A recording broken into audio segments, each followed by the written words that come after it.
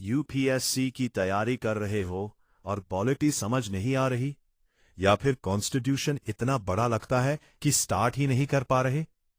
आज सिर्फ 5 मिनट में इंडियन कॉन्स्टिट्यूशन का स्ट्रॉन्ग बेस क्लियर कर देते हैं। सबसे पहले समझते हैं कॉन्स्टिट्यूशन होता क्या है। सिंपल लैंग्वेज में संविधान एक रूल बुक है जो बताता है कि देश कैसे चलेगा, गवर्नमेंट कैसे काम करेगी और सिटीजन्स के राइट्स और ड्यूटीज क्या होंगे। सोचो अगर कोई गेम हो और उसके रूल्स ही ना हो तो हर कोई अपने हिसाब से खेलने लगेगा। एग्जैक्टली इसी केओस को रोकने के लिए कॉन्स्टिट्यूशन होता है। अब बात करते हैं इसका फॉर्मेशन कैसे हुआ।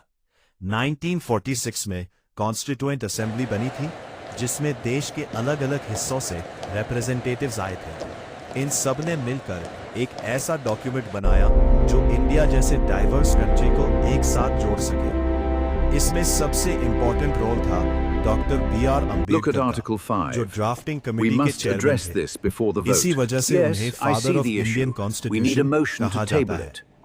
26 नवंबर 1949 को कॉन्स्टिट्यूशन अडॉप्ट हुआ और 26 जनवरी 1950 को इम्प्लीमेंट किया गया। इसीलिए हम 26 जनवरी को रिपब्लिक डे के रूप में सेलिब्रेट करते हैं। अब समझते हैं इसके कुछ की फीचर्स जो यूपीएससी में बार बार पूछे जाते हैं।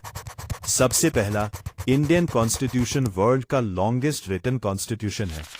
इसका मतलब है कि इसमें हर चीज डिटेल में लिखी गई है ताकि कंफ्यूजन ना हो। दूसरा, ये एक रिटन कॉन्स्टिट्यूशन है जो क्लियरली बताता है कि किस इंस्टीट्यूशन के पास कितनी पावर है। तीसरा, फेडरल प्लस यूनिटरी सिस्टम, मतलब नॉर्मली पावर सेंटर और स्टेट्स में डिवाइडेड रहती है, लेकिन इमरजेंसी या स्पेशल सिचुएशंस में सेंटर ज्यादा पावरफुल हो जाता है। चौथा, इंडिया एक सेक्युलर कंट्री है, मतलब स्टेट किसी एक रिलीजन को फॉलो नहीं करता, बल्कि सभी रिलीजन्स को इक्वल रिस्पेक्ट दिया जाता है। अब आते हैं सबसे इंपॉर्टेंट पार्ट पर, फंडामेंटल राइट्स। ये वो बेसिक राइट्स हैं जो हर इंडियन सिटीजन को मिलते हैं और जो आपको एक फ्री और डिग्निफाइड लाइफ जीने में हेल्प करते हैं। जैसे राइट टू इक्वालिटी, सब लोग कानून के सामने बराबर हैं। आप अपने थॉट्स एक्सप्रेस कर सकते हो, बोल सकते हो, लिख सकते हो। They told me this couldn't be done, that we wouldn't be heard. But look around, we are here, and our voices will be silenced no more. तो वो कोर्ट का सहारा ले सकता है। यही चीज कॉन्स्टिट्यूशन को पावरफुल बनाती है।